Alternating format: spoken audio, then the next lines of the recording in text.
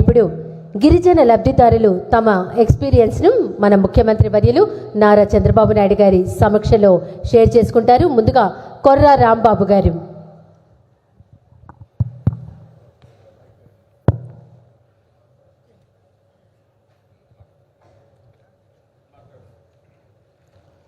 అందరికీ వందనములు. అలాగే ప్రపంచ ఆదివాసీ దినోత్సవాన్ని శుభాకాంక్షలు మీకు అందరికీ. నాది అల్లూరు సీతారామరాజు జిల్లా గూడెం కొత్తవీధి మండలం లాకూరుపేట పంచాయతీ పెడకొండ గ్రామం నుంచి వచ్చాను సార్. నేను కాఫీ రైతుని. నాకు దాదాపుగా 10 ఎకరాలు పొలం ఉంది. అలాగే కొండపోడు ఒక 5 ఎకరాలు ఉంది. 5 ఎకరాలు కొండపోడులోని కాఫీ సాగు చేసుకుంటున్నాను. కాఫీతో పాటు మిరియాలని కూడా సాగు చేస్తున్నాను అందులోనే. అలాగే పొలంలో కూడా పసుపును అలాగే రాగి వరిని కూడా వేసుకుంటున్నాను. అది పసుపు అయితే కొంత ఆదాయానికి పండించుకుంటున్నాను. వరి సోలు ఏదైతే ఉందో అది నా అవసరాల కోసం పండించుకుంటున్నాను.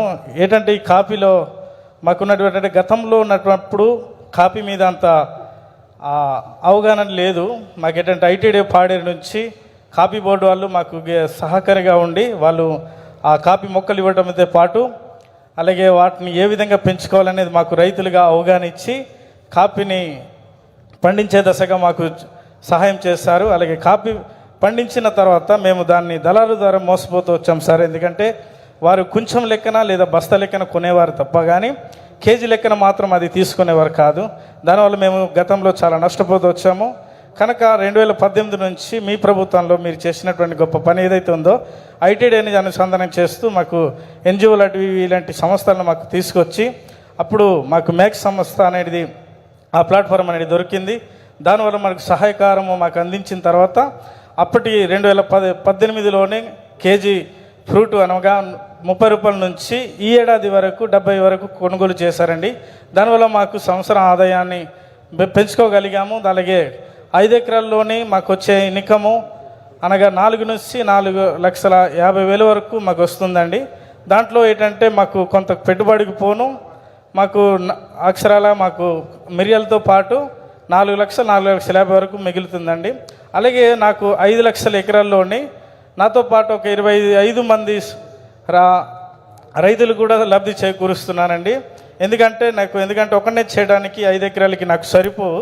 కనుక 25 మందిని కూడా నాతో పాటు నేను లబ్ధి పొందటమే కాదు వారిని కూడా ఉపాధి కల్పిస్తూ నేను ఈ రకంగా కాఫీ బోర్డు తరపు నుంచి అనగా ఐటీడీ నాకు ఈ సహకారంగా ఇచ్చినటువంటి అనగా ఈ కాఫీని నేను సాగు చేస్తూ ఆదాయాన్ని నేను సంపాదించుకుంటున్నాను సార్.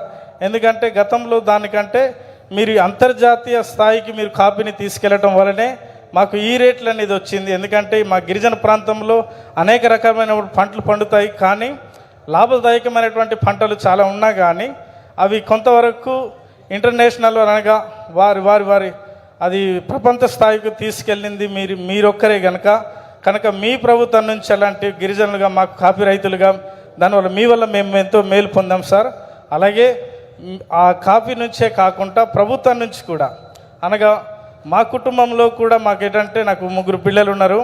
వారు చదువుకున్నప్పుడు వాళ్ళకి తల్లికి వందనం అనే డబ్బులు పడ్డాయి సార్. అలాగే మా తండ్రి గారికి కూడా ఎన్టీఆర్ భరోసా కూడా పడింది. అలాగే నాకును మా తండ్రి గారికి అనగా ఏదైతే రైతుకు అందాల్సినది ఉందో ఆ డబ్బులు కూడా మాకు పడుతూ వచ్చాయి సార్. కనుక సంవత్సరానికి మాకు ప్రభుత్వం నుంచి 1,00,000 నుంచి 1,10,000 వరకు ఆదాయాన్ని వస్తుందండి. దానివల్ల మీ ప్రభుత్వంలో చేసినటువంటి మేము ఎంతగానో ఈ మేలు పొందామని మీకు సభముఖంగా హృదయపూర్వకంగా వందనాలు తెలియజేస్తున్నాను సార్.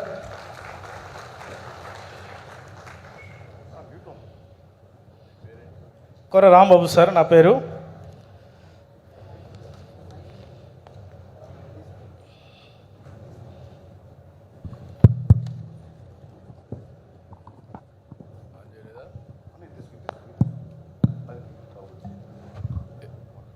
కొద్దిగా వాల్యూమ్ పెంచవా. ఇప్పుడు రాంబాబు చెప్పింది మీరు విన్నారు. 25 సంవత్సరాల కంటే ముందు ఏదైతే అరకు కానీ పాడేరు కానీ అక్కడ వాతావరణం బాగుంటుంది, కాఫీ వస్తుందని ప్రారంభించాం. దాని మీద ఆయన చెప్పింది మీరు చూసినప్పుడు 5 ఎకరాలు వేసుకున్నాడు. ఇంకా మిగిలిన వాళ్ళకి సహాయం చేస్తున్నాడు. ఖర్చులు పోను దగ్గర 4 లక్షల రూపాయలు మిగిలబెట్టుకునే పరిస్థితికి వచ్చాడు. రాష్ట్ర తలసరి ఆదాయం కంటే ఎక్కువగా సంపాదిస్తున్నాడు. రాష్ట్ర తలసరి ఆదాయం 3,20,000, ఆయన ఆదాయం 4 లక్షలు పైబడి. ప్రభుత్వం కూడా ఆలోచించి ఇంకా వీళ్ళందరినీ ఇలాంటి పేదవాళ్ళని పైకి తీసుకురావడానికి ఈరోజు మీరు ఒకసారి ఆలోచిస్తే తల్లికి వందనం కానీ, అన్నదాత సుఖీభో కానీ, అదే మరి ఎన్టీఆర్ పెన్షన్ కానీ, భరోసా కానీ ఇలాంటి కార్యక్రమాలు ఇచ్చాం. దీనివల్ల అదనంగా 1 లక్ష రూపాయలు ఆయనకు వస్తుంది. 3 పిల్లల్ని ప్రభుత్వమే చదివిస్తుంది. ఈరోజు మీరు ఒకసారి ఆలోచిస్తే ఇది పెను మార్పుకు దారితీస్తుంది. ఇలాంటి రాంబాబు లాంటి వ్యక్తులు ఏజెన్సీ ఏరియాలో ప్రతి ఒక్కరు తయారు కాగలిగితే ఏజెన్సీ కంటే మించిన ప్రాంతం వేరే ఉండదని మరొకసారి మీ అందరికీ విజ్ఞప్తి చేస్తున్నా. కంగ్రాచులేషన్స్ బ్రదర్, బాగా ఉపయోగించుకుంటున్నావు. మనస్ఫూర్తిగా అభినందనలు, ధన్యవాదాలు. కంగ్రాచులేషన్స్. తర్వాత బుట్టల తయారీ చేస్తున్నటువంటి లావూరి గాయత్రి.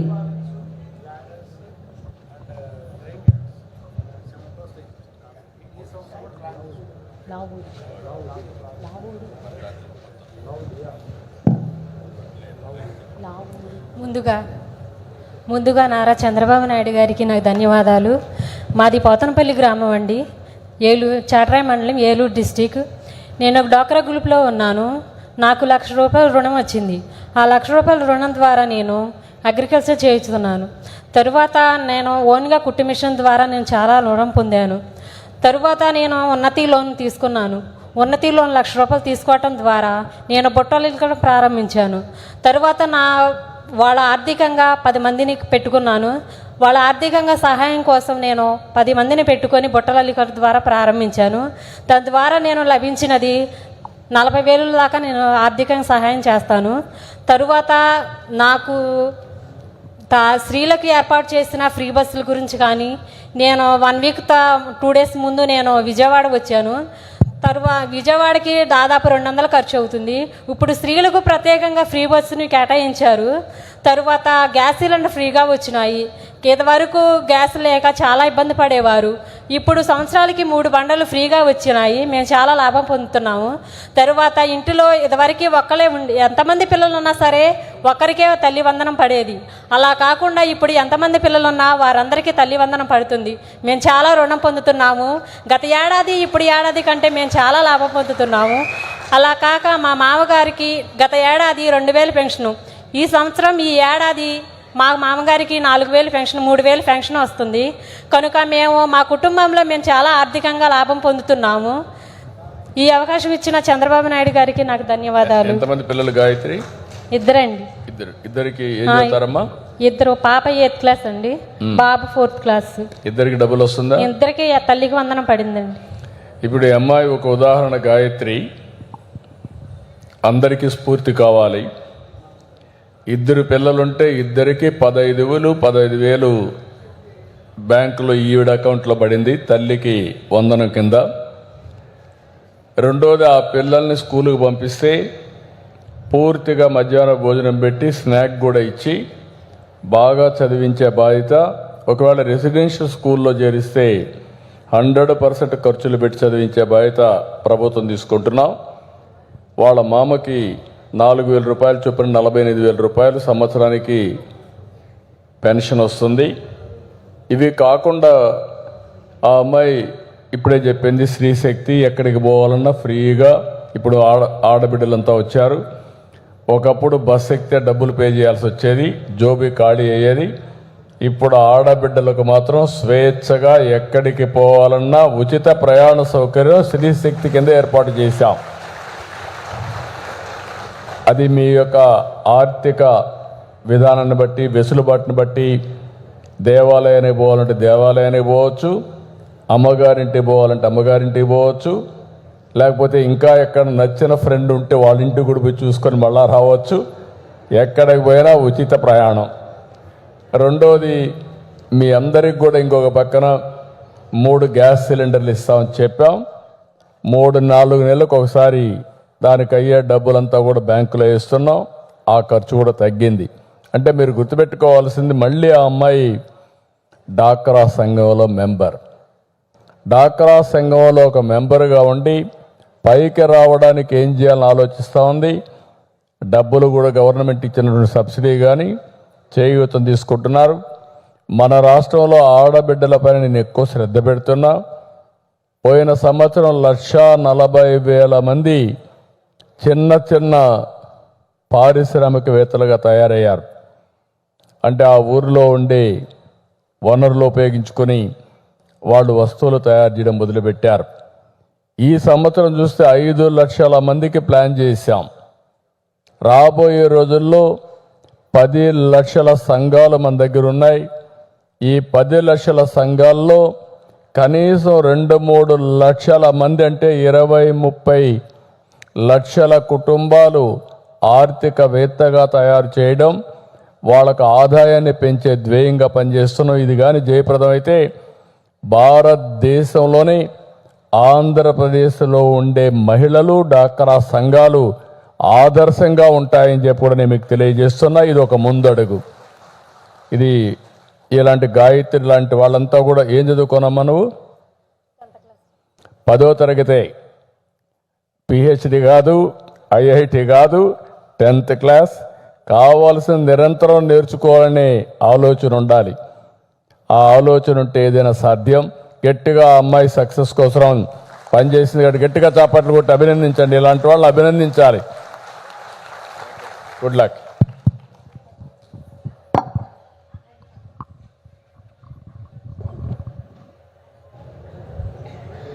ధన్యవాదాలండి. తర్వాత ప్రపంచ ఆదివాసీ దినోత్సవం సందర్భంగా వివిధ సంస్థలతో ఎంఓయు కార్యక్రమం.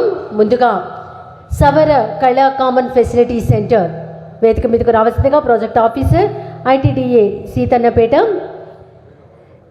శ్రీ స్వప్నిల్ ఐఏఎస్ గారిని వేదిక మీదకు ఆహ్వానిస్తున్నాం. వారితో చీఫ్ కన్సల్టెంట్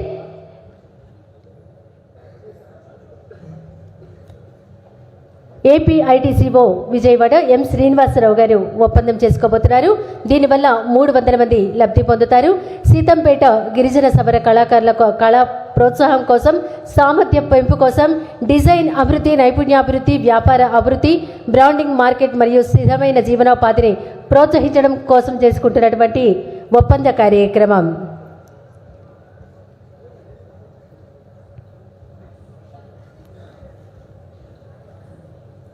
దీనివల్ల 300 మంది లబ్ధి పొందుతారు. తర్వాత గిరిజన గ్రామాలకు కార్పొరేట్ ఆరోగ్య సేవల అనుసంధానం ద్వారా బహుళ ప్రత్యేక వైద్య సేవలు. Project officer ITDA Seethampeta Sri Swapnil IAS కానీ రావాల్సిందిగా కోరుతున్నాం. Chief executive officer. తర్వాత పార్వతీపురం గిరిజన రైతులలో పైనాపిల్ మదర్ బ్లాక్ ఏర్పాటు, అలాగే అమృత రకం పైనాపిల్ సాగు మరియు విలువ ఆధారిత ఉత్పత్తుల ప్రోత్సాహం. Parvathipuram project officer ITDE Vaishali గారు, అలాగే vice chancellor Acharya N G Ranga university agricultural university doctor P V Satyanarayana గారు ఒప్పందం చేసుకుంటూ ఉన్నారు.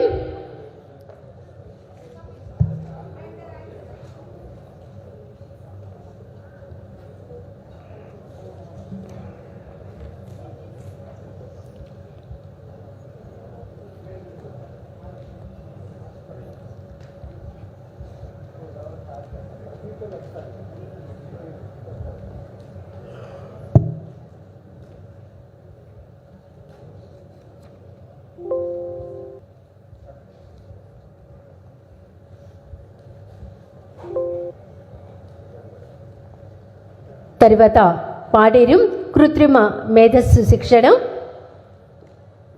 ఐటీడీఏ ఆధ్వర్యంలో గిరిజన యువత కోసం ఆరోహణ్ నివాస ఆధారిత ఏఐ ఇంజనీరింగ్ ఫెలోషిప్ కార్యక్రమాన్ని అమలు చేయడానికి సహకార వ్యవస్థను ఏర్పాటు చేయడం. ట్రైబల్ వెల్ఫేర్ డైరెక్టర్ భార్గవి గారు, general manager data pro computers private limited Kishore Varma గారితో ఒప్పందం చేసుకుంటున్నారు. 300 మంది లబ్ధి పొందుతారు. పరిశ్రమలకు స్థిరమైన ఏఐ అలాగే సాఫ్ట్వేర్ ఇంజనీరింగ్ నిపుణులను తయారు చేయడం కోసం ప్రాజెక్ట్ ఆధారిత అభ్యాసం ద్వారా ఇంజనీరింగ్ ఆలోచన విధానాన్ని అభివృద్ధి చేయడం అనే లక్ష్యంతో ఎంఓయు చేసుకుంటూ ఉన్నారు. తర్వాత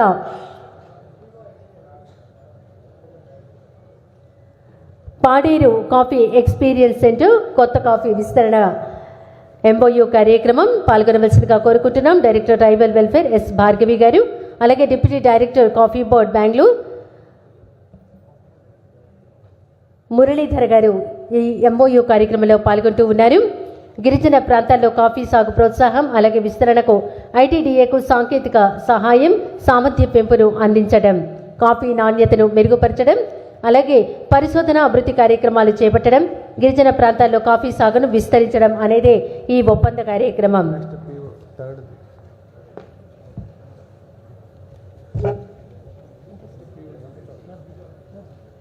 తర్వాత రంపచోడవరం నైపుణ్యాభివృద్ధి మాడేరుమిల్లి వైటీసీలో నైపుణ్యాభివృద్ధి కేంద్రం ఏర్పాటు. దీనివల్ల 300 మంది లబ్ధి పొందుతారు. Project officer ITDA Rampachodavaram Prashant Kumar గారు, అలాగే కొల్లి సుబ్బారెడ్డి గారి మధ్య ఎంఓయు జరుగుతూ ఉంది. గిరిజన యువతకు నాణ్యమైన నైపుణ్య శిక్షణను అందించడం, పరిశ్రమల అవసరాలకు అనుగుణమైన కోర్సుల ఉపాధి అవకాశాలను మెరుగుపరచడం. తర్వాత రంపచోడవరం ఫ్లోటింగ్ జెట్టీలు, పడవలు, పర్యాటక మరియు సాహస క్రీడల నిర్వహణ.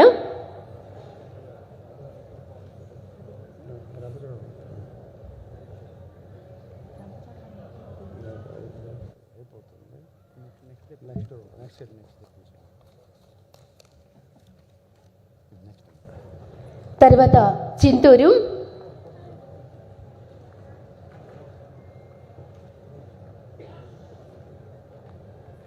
Honey cultivation and bee keeping development program, అలాగే skill development program, cotton weaving training for tribal women, production and ware edition of palm jaggery, తాటి బెల్లం తయారీకి సంబంధించి ఈ 3 అంశాలకు సంబంధించి ఒప్పంద కార్యక్రమం గౌరవ ముఖ్యమంత్రి వర్యుల సమక్షంలో జరుగుతూ ఉంది. తర్వాత శ్రీశైలం వాళ్ళు సిద్ధంగా ఉండవలసిందిగా కోరుకుంటున్నాం. స్కిల్ డెవలప్మెంట్ ఎంటర్ప్రీనియర్షిప్, అలాగే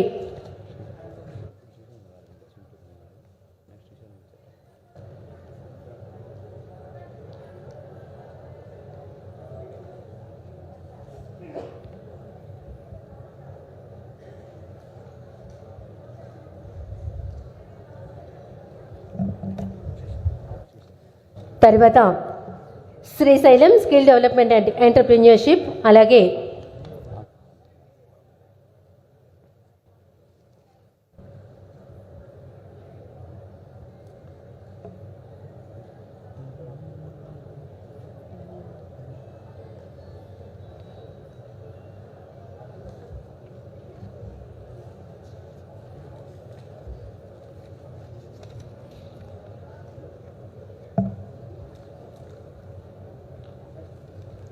తర్వాత శ్రీశైలంకు సంబంధించినటువంటి వారి వేదిక మీదకు రావాల్సిందిగా కోరుతున్నాం. స్కిల్ డెవలప్మెంట్ ఎంటర్ప్రెన్యూర్షిప్, అలాగే providing housing and livelihood to PVTGs అంటే చెంచుల కోసం ఐటీడీఏ శ్రీశైలం వారు ఒప్పంద కార్యక్రమం చేసుకుంటూ ఉన్నారు. ఇంకా providing livelihood promotion through milk animals, గోడ్స్, fish, అలాగే with support of NABARD.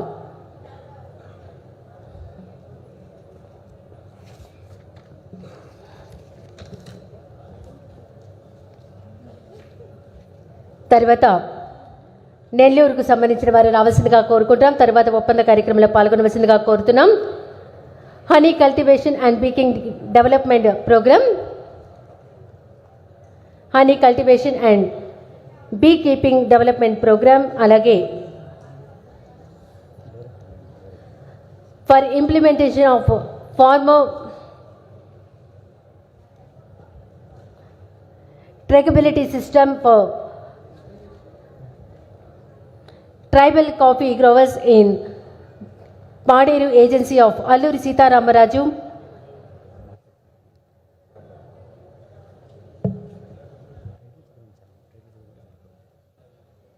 Nellore కదా మీకు నెక్స్ట్ జీసీసీ